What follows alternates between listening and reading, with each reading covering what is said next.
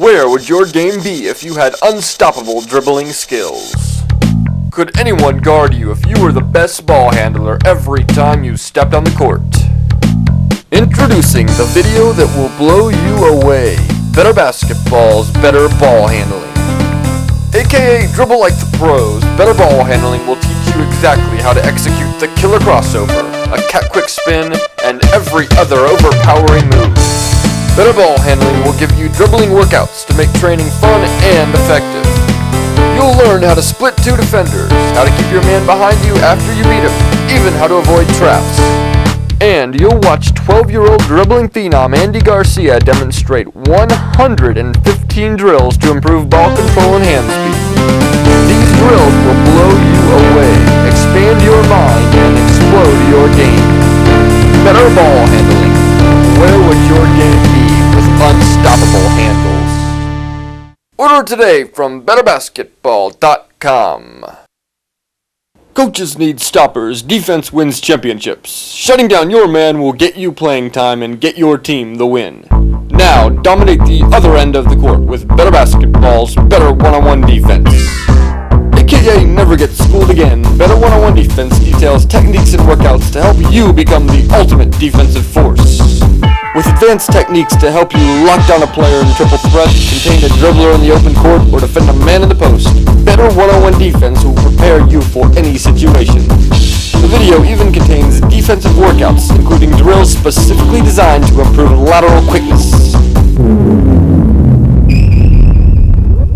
The techniques on Never Get Schooled Again are truly powerful, strategies to get you the edge against any offensive player and turn you into your team's defensive MVP. Take your game to the next level today with Better Basketball, Better One-on-One Defense. Order online from betterbasketball.com. And check back frequently as Better Basketball has other videos on the way. All on the World Wide Web at betterbasketball.com.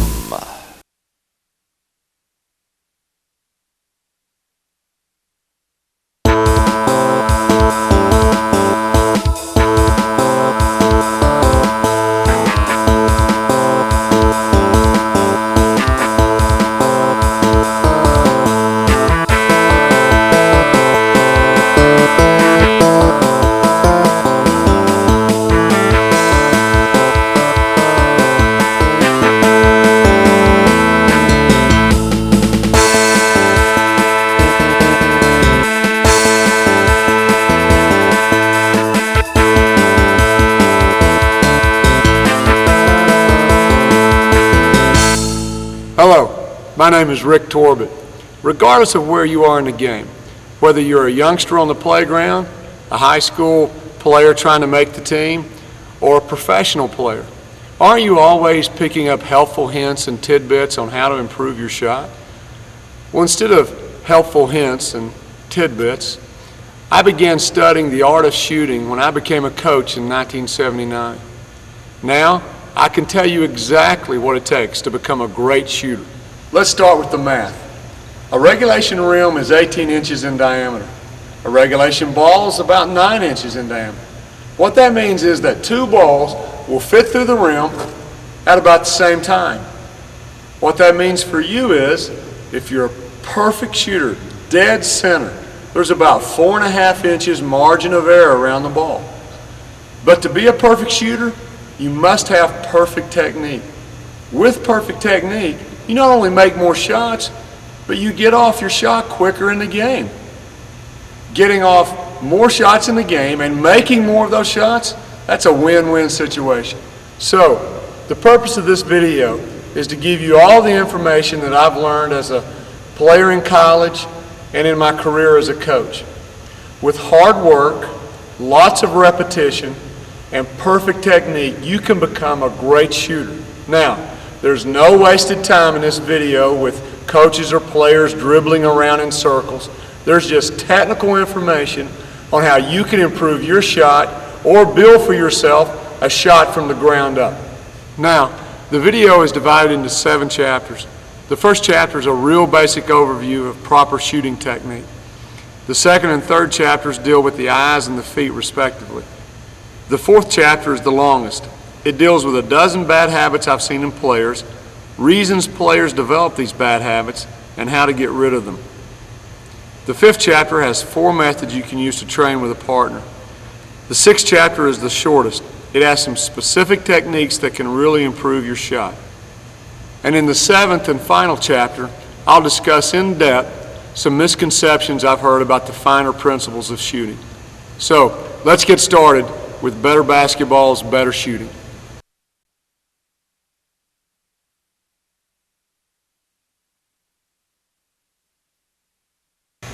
The first step in building a proper shooting technique is hand position. Where do you place your hands on the ball? Well, let's first look at our shooting hand. Specifically, these 2 fingers. I call these 2 the control fingers for this reason. When the ball leaves my hand, that's the last 2 fingers that will contact the ball or control the ball, put any kind of control on it. They should be in the center of the ball so that they can control the center of gravity of the ball when it leaves my hand. My guide hand is going to be placed on the side of the ball.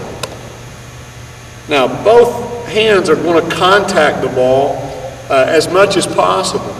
In other words, I don't want the ball to be jacked up like this on a thumb or on my fingers with some kind of air between either the guide hand or the shooting hand.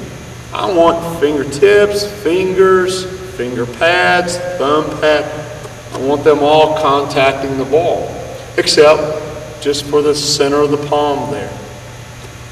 Now my finger spread should be in a relaxed position. They shouldn't be as wide as they can be. They shouldn't be together. They should be in a relaxed spread on the ball. The last thing is hand position in relationship to each other.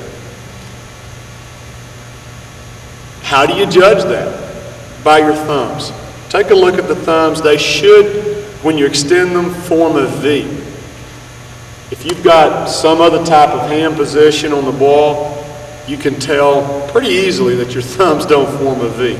So, hand in the center, guide hand on the side, contacting the ball, thumbs form a V. That concludes hand position. Our next section in building the shot involves the feet. The feet should be shoulder width apart for balance. Too close together, I'm going to lose my ability to keep my balance. Too wide apart, I lose my ability to pop off of the ground. The feet should be even, not staggered. Staggered makes me do 2 things: twist my body, and I don't get equal power up through the legs. I want my feet even to deliver equal power up through my legs, up through my shoulders. I'll discuss this more in the chapter on misconceptions. The feet should be pointed toward the goal. If they're not pointed toward the goal, it has a tendency to turn my shoulders. To keep my shoulders straight and keep my shot straight, I want to start out with my feet pointing toward the goal. Things to check before you shoot. The first thing to check are your elbows. We don't want them out, we want them in. The second thing to check is your wrist. You want it set as far back as possible, preferably at 90 degrees. You also want a 90-degree angle at the elbow. If you do this, it sets the ball in the shot chamber, in the shot pocket. Vertically, that's from his chin to his waist. From here, he can pull the trigger and take a shot. He could still pass, he could still dribble. But this places the ball where his shot motion begins. It begins with his knees bending, and we don't want to bend too deeply, we just want to pop off of the ground.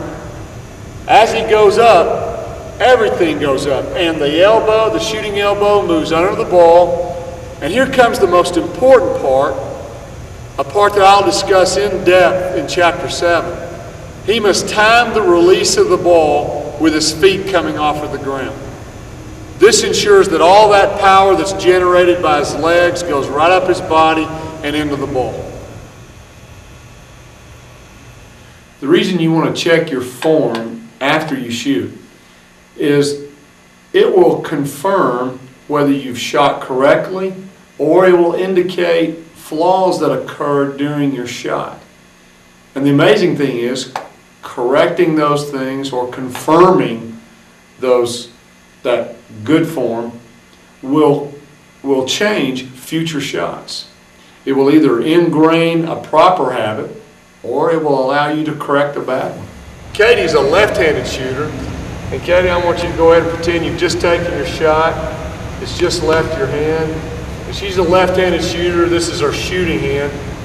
The first thing she should check is her arm in a relaxed and full extension. I don't want her to have a bend in her shooting arm.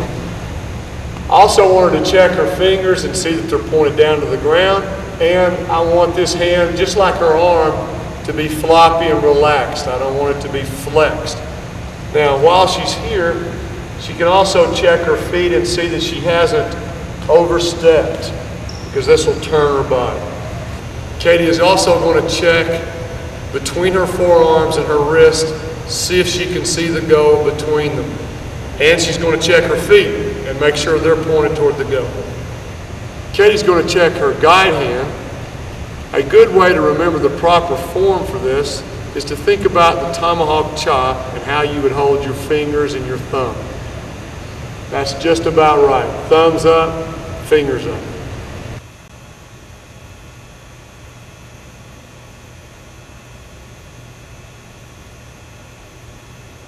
Shooting is an eye-hand coordination activity.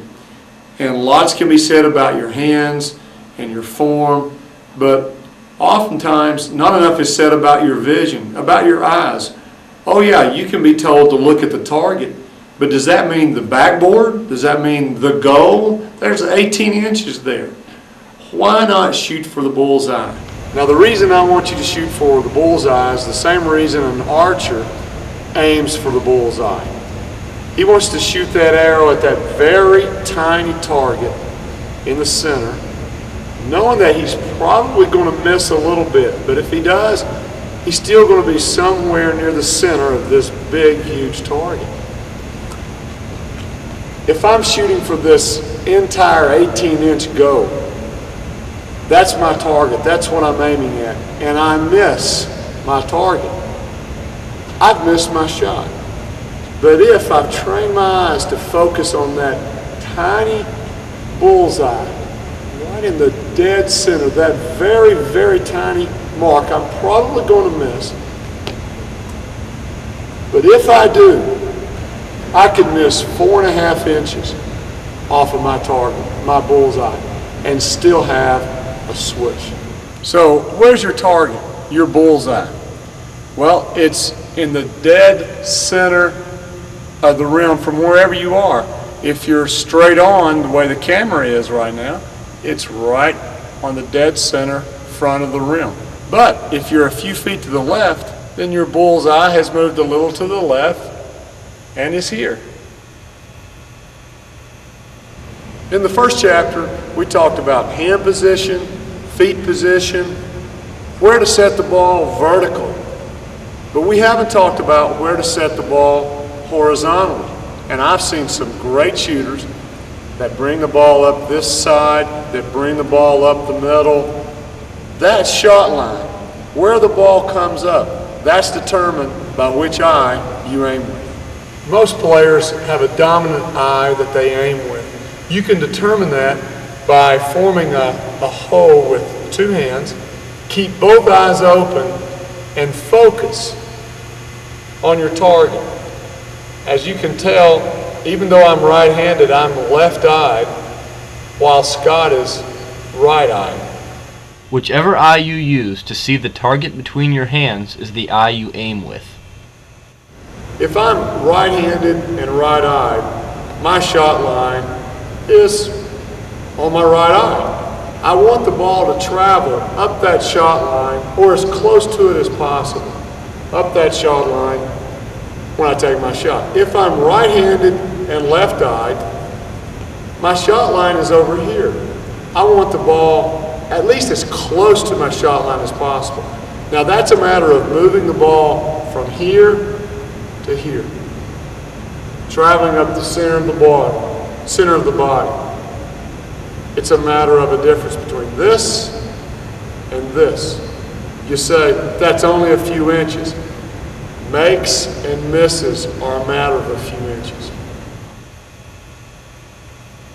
You know, you've been trained to look at the floor with this wide peripheral vision to be able to see this target here, and yet with your peripheral vision see a teammate over here. Suddenly you're open for a shot and you have to go from this wide range peripheral vision to this narrow tunnel vision at this very small target, or at least that's what I want to train your eyes to do. Go from this wide target to the bullseye, the very center of that 18-inch target.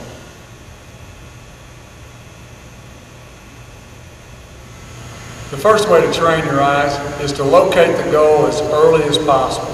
Many players don't actually locate the target until they've picked the ball up and they're in the process of shooting, then they'll locate the goal. I want his eyes to locate the goal as early as possible, and not just the goal, but that tiny target. I want another half second or more to locate that bullseye.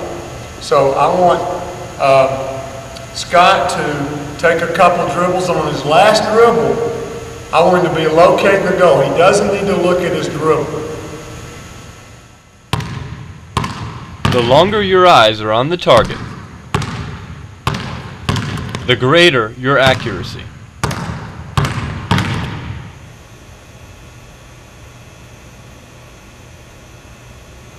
What we're going to do is train Mike to locate the basket early with his eyes and to catch the ball with his peripheral vision. We're going to do that by making him touch the sideline, come into the shot, locate the rim first, and the pass will come in the air. He'll catch it with his peripheral vision. Okay, Mike? Watch as Mike locates the goal early with his eyes, then uses peripheral vision to catch the pass. This gives him more time to see the bullseye, which leads to more makes. After practicing this technique, Mike learns to catch passes almost entirely with his peripheral vision.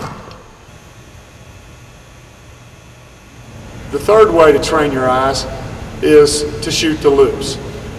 You can't stop and paint a bullseye on the rim. There's no need to. There are some natural small targets already attached to the rim, the loops. All you need to do is position yourself so that this is dead center of the target. Line your shot line up. You're going to focus so hard on this half-inch target that you get a headache. You're going to keep your eyes on it from the beginning of your shot to the finish. Don't take your eyes off it. Don't follow the ball in flight. Keep your eyes on that until the ball goes through the hoop. You can catch one of these rungs from almost any angle. Let's say that you've moved over here. There's still a rung that you can find dead center of the goal, like this one. Watch as Scott positions himself so that his shot line is lined up with a loop on the rim. This technique is strictly for training. Scott is learning to quickly find a target and then focus on it. Standard rims have 7 loops that face inbounds, so there are 7 different spots from which you can train your eyes.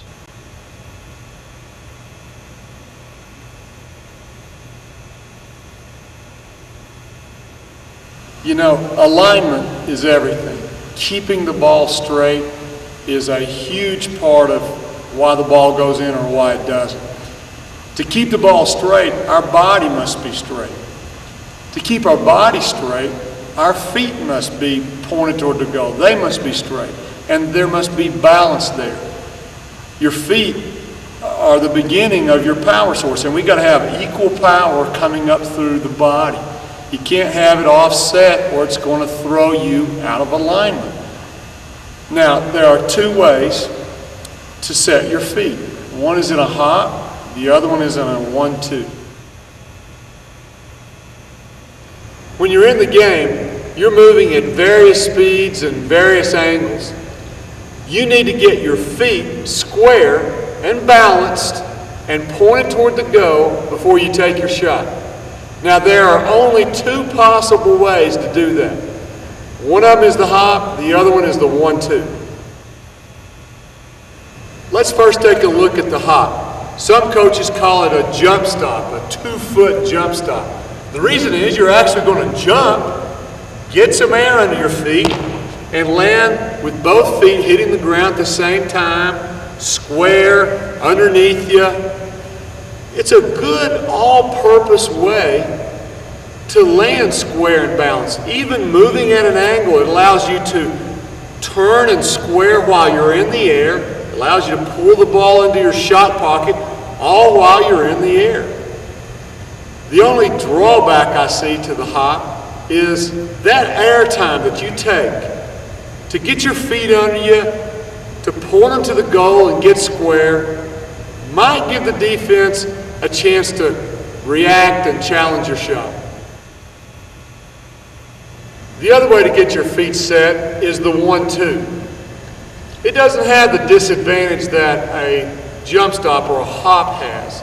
It doesn't have the air time that takes a split second more to get the shot off. It looks like this. If I'm coming straight into the goal, let's say I'm dribbling with my right hand, my left foot stops my momentum, my right foot steps right up under me, I'm square, I'm balanced, I'm pointed to the goal, I'm ready to take my shot. If I'm coming in with my left hand, my right foot breaks me, my left foot steps up, shoulder width apart, square, pointed to the goal. The only disadvantage to the 1-2 is that if I'm traveling at a high rate of speed, maybe a speed dribble, and I got to come to a stop to take my shot, it's kind of hard to keep your balance doing this 1-2. That's where you're going to have to use the jump stop, the hop. When coming in at an angle, the 1-2 is used to break me, to stop me, and to pivot and square up. Foot moves right up under my shoulder, pointed to the goal. Nice advantage when I'm coming in with my strong hand, with my shooting hand. This foot breaks me, and the dribble is right here, okay? When I pivot to square up, the ball is coming right up my shot line. Just ride the momentum of that dribble right up its shot line, and you can get a very quick shot off. When coming in from the left side, my weak hand, my right foot, the inside foot, breaks me, and I pivot and square up. Just one problem. The ball is nowhere near my shot line. So my left hand, rather than reach over and grab the ball and bring it in here, I want to be efficient and smooth and quick and deceptive. I want this hand to become a pickup hand. I want it to bring it to my shot line. So I stop, pivot, square up, it comes to my shot line, I take my shot.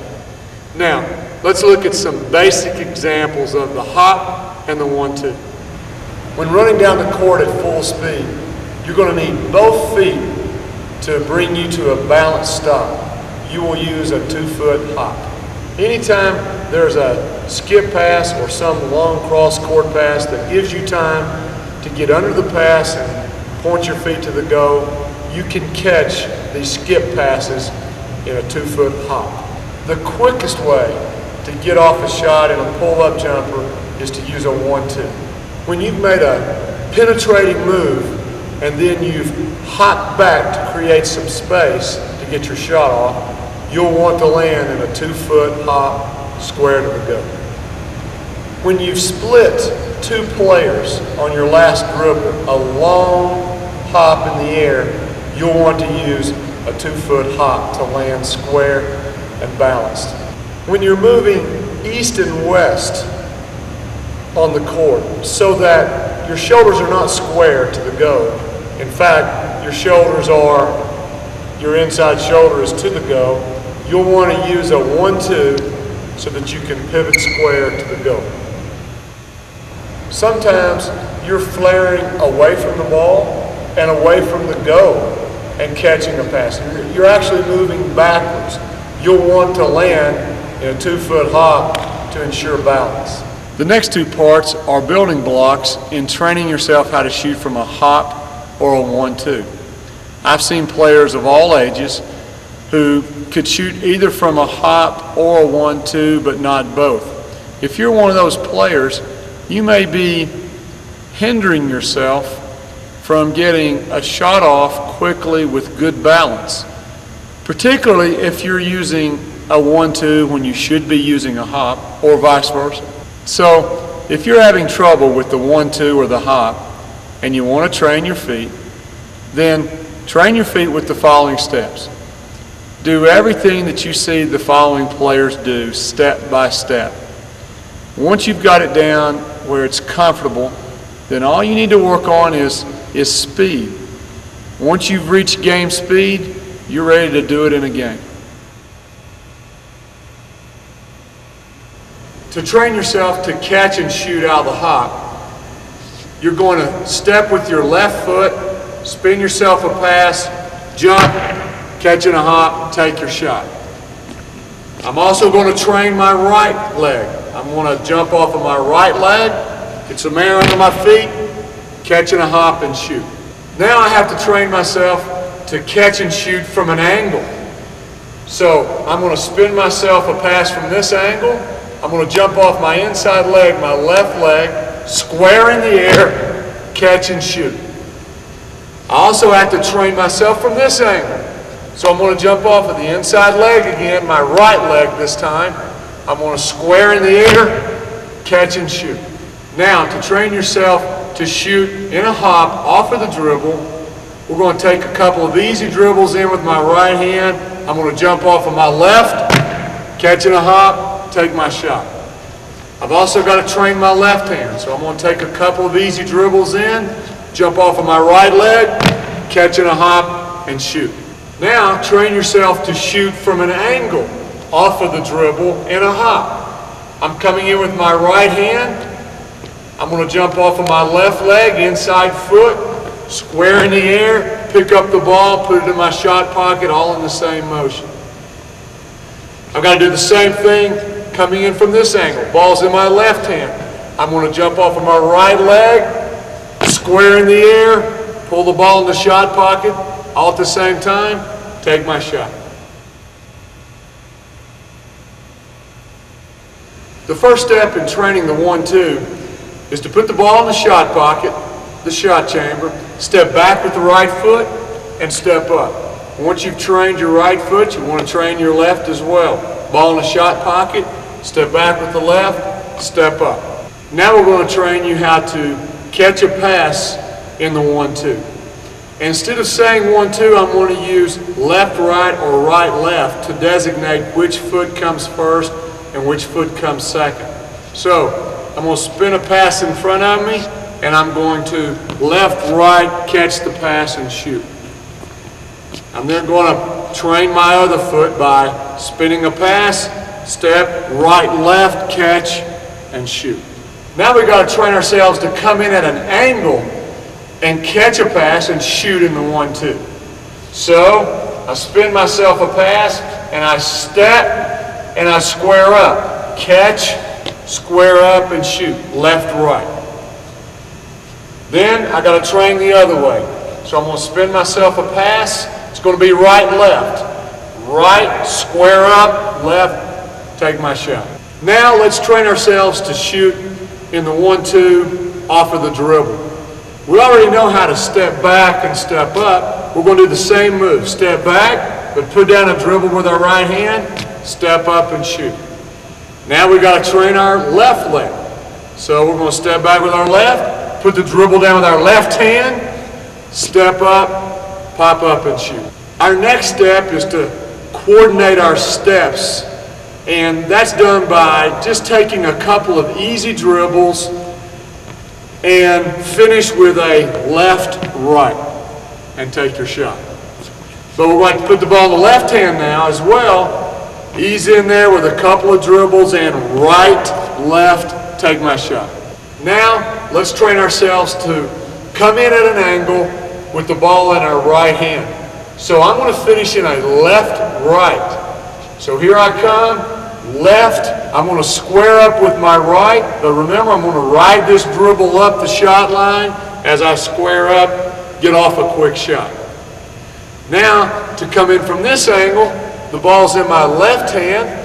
I'm going to finish in a right-left. So here it comes, right, and as I square up with my left hand's going to be my pickup hand to the shot line, square up, take my shot.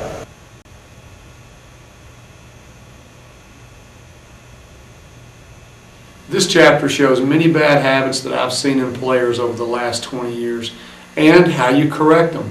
Now, bad habits can obviously make you miss shots, but they can also do other things like slow down your shot release and hamper your ability to get the ball off in a game. In order to correct some of these bad habits, you may have to take time off from playing. When you're playing by habit. And in order to correct bad habits, in order to get that groove out of you, you may have to take some time off from playing and just put in consecutive days, maybe weeks of reinforcement to get those bad habits out and put proper habits in.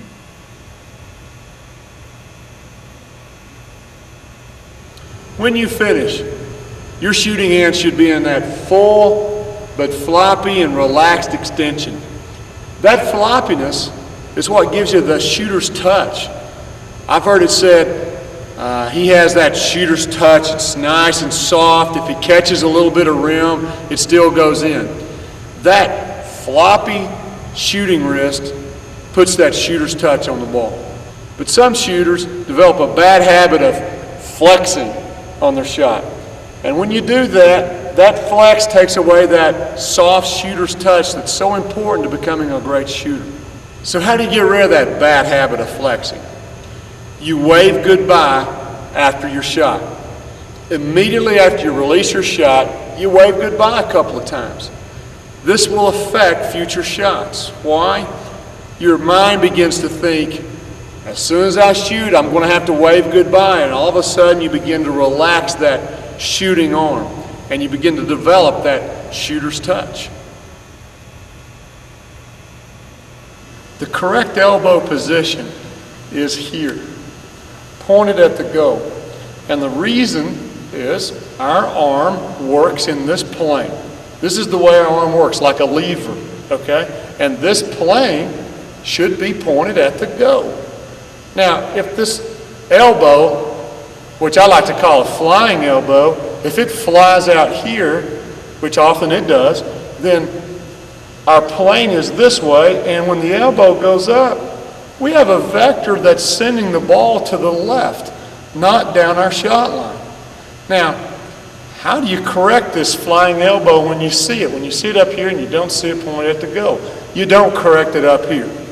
You correct it here in the shot pocket. The elbow will probably be out here. You want it in here.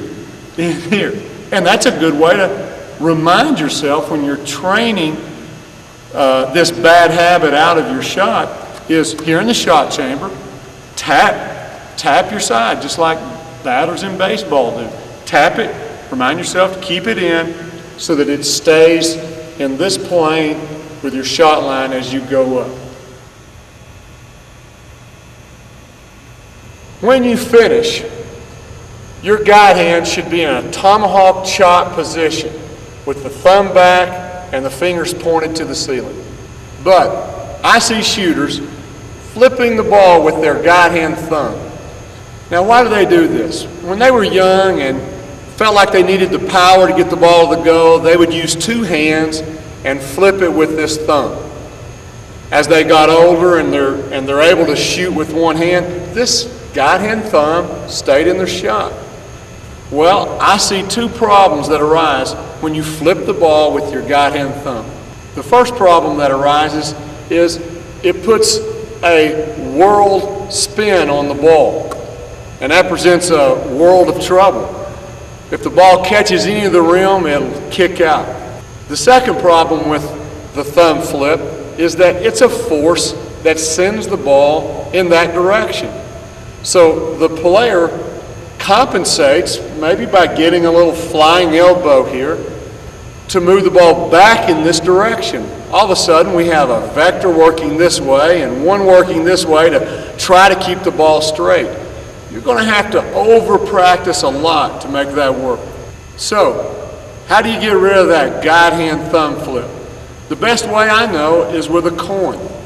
Take a coin, place it between your thumb and finger. Now I can still pick the ball up, I can still guide the ball, but there's nothing to flip with. It's the simplest and best way I know to correct that guide hand thumb flip.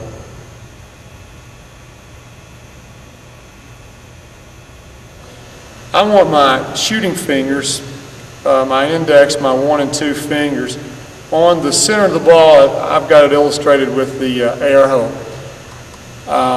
I don't want this hand on the side. If it's on the side, it will send the ball maybe off to the left. It's going to put some type of unnatural spin on the ball, and I'm wanting this type of perfect backspin.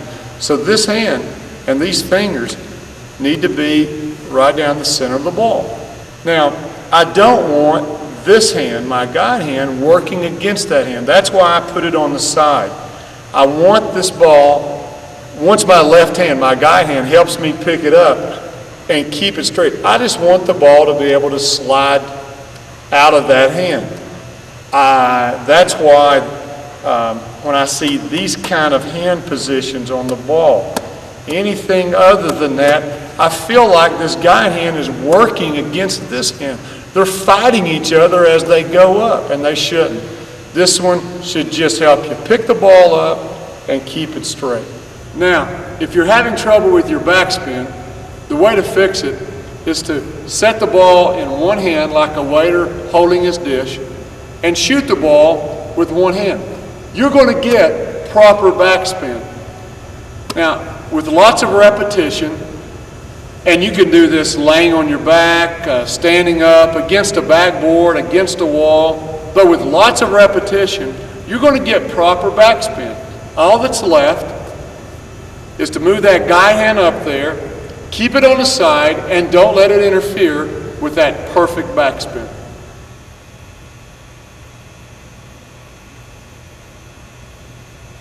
When you shoot, there are two reasons you don't want to move your head. The first one is your eyes. Your eyes are your aiming devices. You don't want to move them once you've locked them onto your target. The second reason is true with any eye-hand coordination activity. It's true with hitting a golf ball, hitting a baseball, throwing a football. Any excess motion decreases accuracy. Now, there are two reasons why players develop this bad habit of moving their head when they're shooting. Let's take a look at both of them.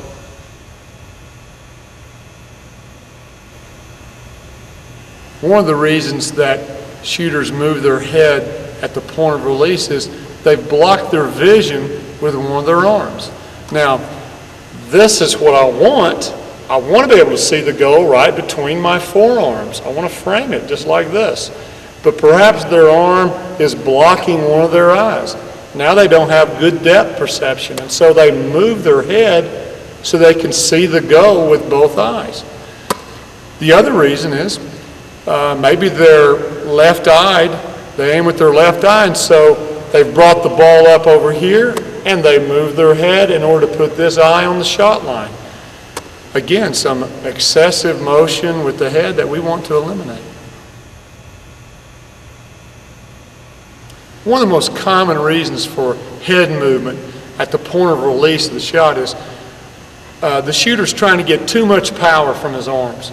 So there's this jerking motion, and it moves the head back, and you can usually spot that and use that to tell you that you've got a power problem somewhere and you're trying to compensate with your arms, and it's making your head jerk. Proper arc on the ball. Are you shooting a rainmaker, too much arc? Are you shooting a flat line or not enough arc? If you know you are and you want to correct it, how can you do that? It's real easy for someone else watching you to be able to tell you, but how can you as a player know that and change it? By looking at the tips of your finger at the end of the shot. Where is it? This is too low. This is too high. It's got to be somewhere above the top of the white square and below the top of the backboard, just depending on your height and how far you are from the goal. Here, Greer's hands finish too low, so she doesn't get enough arc. But here, her hands finish slightly higher, so she gets proper arc and a make. Now compare the two. Notice in the second one how her hands finish just a bit higher, putting more arc on her shot.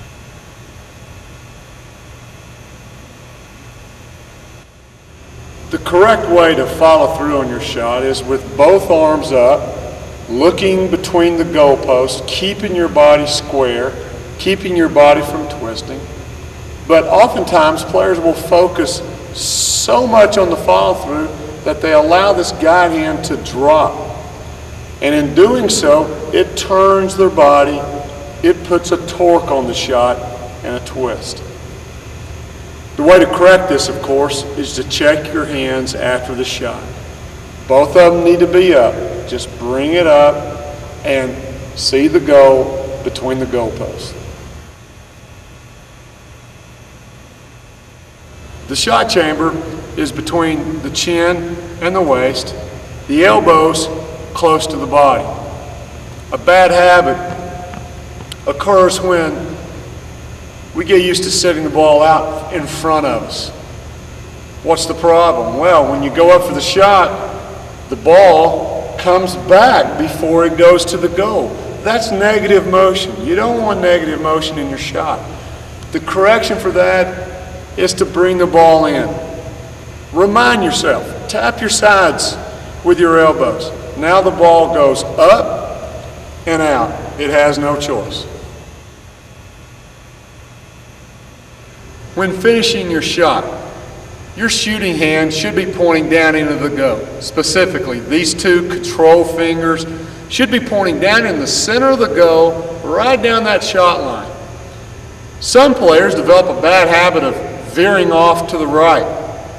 Well, this creates two problems. One, it puts a bad spin on the ball, not that perfect backspin that we want. The other problem is, it's a force, a vector that sends the ball off to the right. You're going to miss to the right. Well, how do you correct that? Again, this is one of those cases where you correct it after the shot. Your hand veers off, bring it back, point these fingers down in the center of the goal. After doing that a lot, your hand will eventually begin to finish where it's supposed to, right down the center of the goal. When we're setting the ball to shoot and we've bent our knees and we're ready to pop, you don't want to move the ball. You certainly don't want to move it off of the shot line, but you don't want to dip it either. This is just excess motion. I don't know why players do it. I think they feel like they need the momentum to get off of the ground, but it's just excessive motion that's going to decrease your accuracy. We want to eliminate excess motion so we can increase your accuracy. Another reason for getting this dip out of your shot is it takes too long. We want to speed up your shot preparation. We want to decrease the amount of time it takes to get the ball off. And this just adds to it.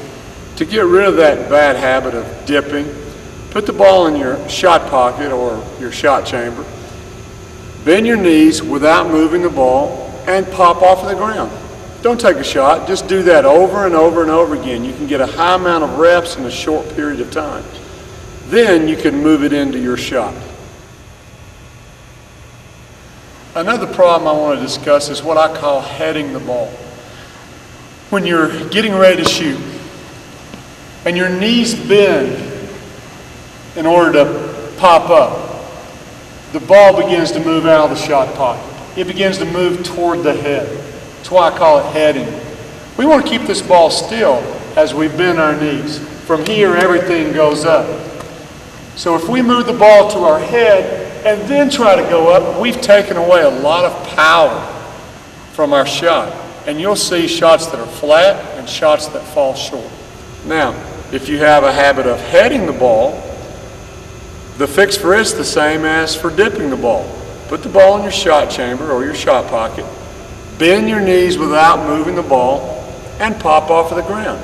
You can get in a high amount of reps in a short period of time and groove that bad habit out.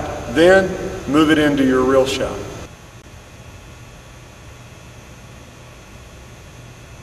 You know, there are lots of things you can do by yourself to improve your shot, but here are some things you can do with a partner.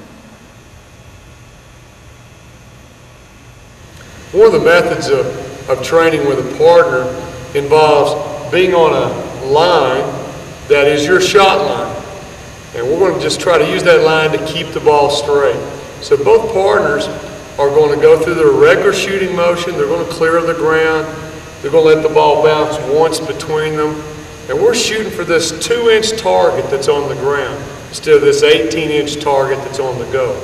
What I like about it is they're not trying to make baskets, so they can focus on proper shooting technique. Go ahead, Scott. That's a swish. It hits that 2-inch target. We're talking no rim. We're talking dead center. Go ahead, Jasmine. Can't get any better than that. Another technique to train the shooter involves just creating a wall. This wall is a distraction to the shooter, so I want to train the shooter to ignore it, but also it provides a wall to shoot up and out and over, rather than shooting like a jet taking off. I want to shoot up and out, and this wall provides an actual physical wall for the shooter to do it. You could use a broom, take to a chair at home if you didn't have a partner, but a partner's nice here. Go ahead, Scott, provide the wall. We'll shoot up and out. Very nice, Jed. Again, your emphasis is on finishing high over the wall.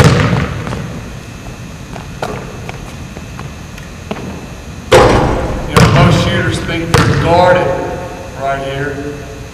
And if you can get the ball up and out without it being touched, that wall might as well not be there.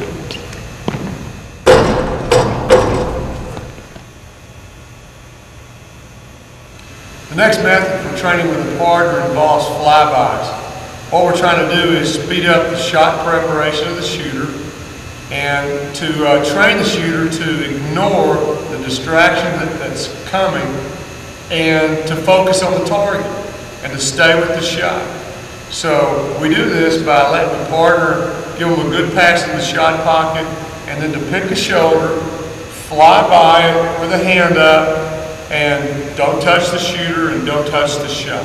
Okay, let's go.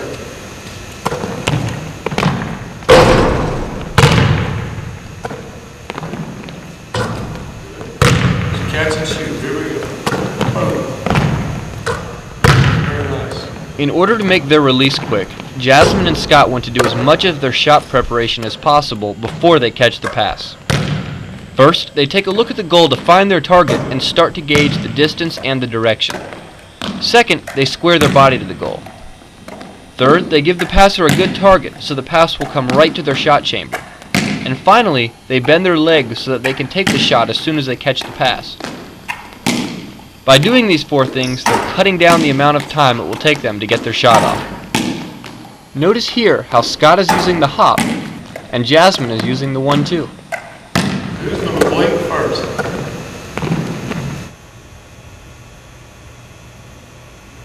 Biofeedback is a term that I use when I can't explain any other reason why a shooter continues to miss left, right, short, or long. So I want the shooter to try to feel the distance to the goal. Instead of using just his eyes to judge the distance, I want him to be able to feel whether his shot is right or not. And I know that many shooters have said, oh, it just felt right when it left my hands. I knew it felt good before it ever got to the go. That's biofeedback. Now, to train someone, let them sight the goal, take the ball, and then close their eyes and shoot. Tell them whether they miss short, long, right, or left, until the shooter begins to get a feel for the distance rather than depending solely on his eyes. Here, Jasmine shoots, and Scott tells her which way she misses. That was right on line, it was just a little short. After catching the pass and sighting the target, she closes her eyes and takes the shot. Hey, that one's still a little bit short. She's using biofeedback to tell her both the distance to the goal and the direction. It's as good as it gets.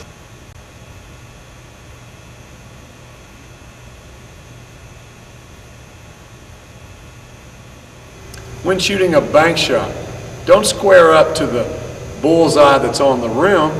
Square up to the bullseye that's on the backboard, your target on the backboard.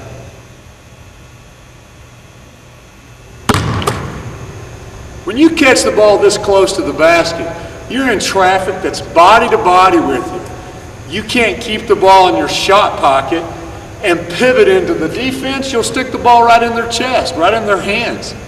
You must begin the motion of your shot as you pivot so that the ball is already above your head when you face the defender. When you shoot, you want your weight into the shot. This means you may land a little closer to the goal than where you jumped. How far is okay? I think the length of your own foot is about right.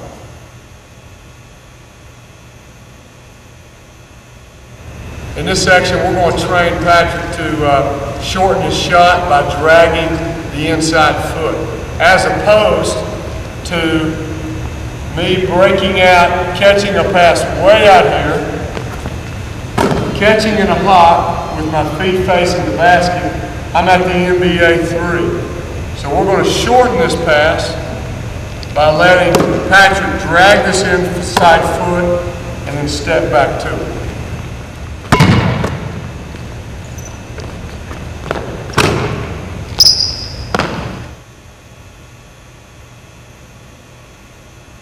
When you're shooting close to the basket, say 5 to 10 feet, don't make drastic changes in your form. I see lots of players hanging in the air, trying to shoot on the way down, shortening their follow-through.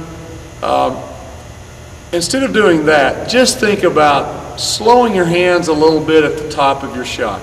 That way you don't change your form from the way you've trained it at any other distance. If you find yourself falling short when you're shooting that shot that's just a little out of your range, just consider moving your hands a little faster from shot pocket to finish. Don't think about changing your form to get more power, just speed your hands up.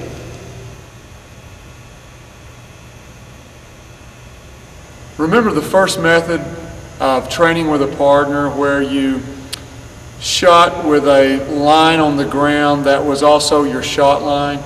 Well, you can do that without a partner on the side of most backboards. Let the side of the backboard be your shot line. Line it up, find a target, and then concentrate on your form.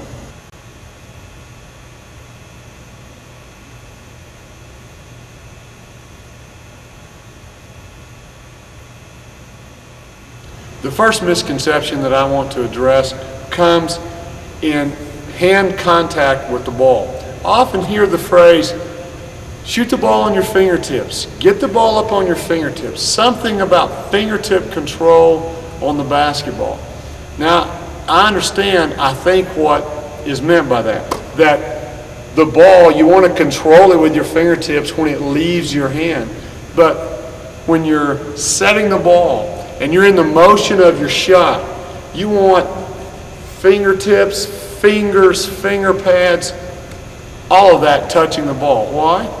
For control. You want control of the ball and you want feel for the ball. It's kind of hard to control the ball when you've got it on just on your fingertips in the motion of your shot.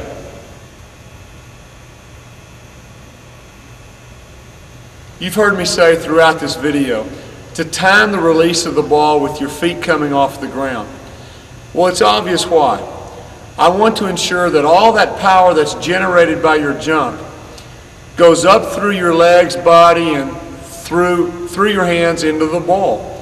It leaves free your hands and arms to guide the ball to the goal with precision and accuracy. So what's the misconception? But there's a misconception out there that you're to jump as high as you can off of the ground, hang in the air as long as you can, and then take your shot. Well, you may be a couple of feet higher off of the ground, but there are a couple of problems that are going to occur when you jump as high as you can, hang in the air as long as you can, and then take your shot. Problem number 1, loss of accuracy. When you jump, hang in the air, and shoot the ball, all that power you gain by jumping has dissipated between the time your feet leave the ground and the time you release the ball. So your arms and hands are going to have to make up for that loss of power. If you ask your arms and hands to do anything other than guide the ball to the goal, your accuracy is going to go down. So the first reason for timing your release with your feet coming off the ground is that in doing so, you will increase your accuracy. Problem number 2, slower release. The second half of this misconception about jumping, hanging in the air as long as you can, and then shooting is that the higher you are, the easier it is for you to get your shot off. Whereas in reality, hanging up there for a moment gives the defense time to react, get up and either block your shot or get a hand in your face. If you're going to time the release of your shot with your feet coming off the ground, the shot's already gone before the defense has a chance to react. So, timing the release of your shot with your feet coming off of the ground not only makes you a more accurate shooter, but it makes your release quicker as well. Have you ever heard the phrase, get the ball above your head? I've heard countless instructors tell young players, shoot the ball above your head or you're going to get your shot blocked. Well, let's test that theory. Put the ball above your head, bend your knees and try to get your shot off. Well, unless you're shooting 2 or 3 feet away from the goal, you just don't have enough power to get the ball there. And certainly you don't have any touch on it. So why do you lose power when you start the ball above your head? There are 2 reasons why you lose power when you start your shot from above your head. The first reason is simply that your arms help you jump, and you gain power by moving your arms from the shot chamber up through the shot. It's that simple. The second reason has nothing to do with jumping. If you simply move your hands faster from shot chamber to the top of the shot, you'll get more distance and more power on your shot. But if you start your shot here at the top of your head, there's no room left to accelerate your hands to the top of the shot. So how can you avoid getting your shot blocked? So what do they mean when they say, get the shot up, shoot above your head? They don't want you to get your shot blocked, neither do I. But it has nothing to do with where you start the ball, where you set the ball. You set the ball in your shot chamber and you shoot up and then out.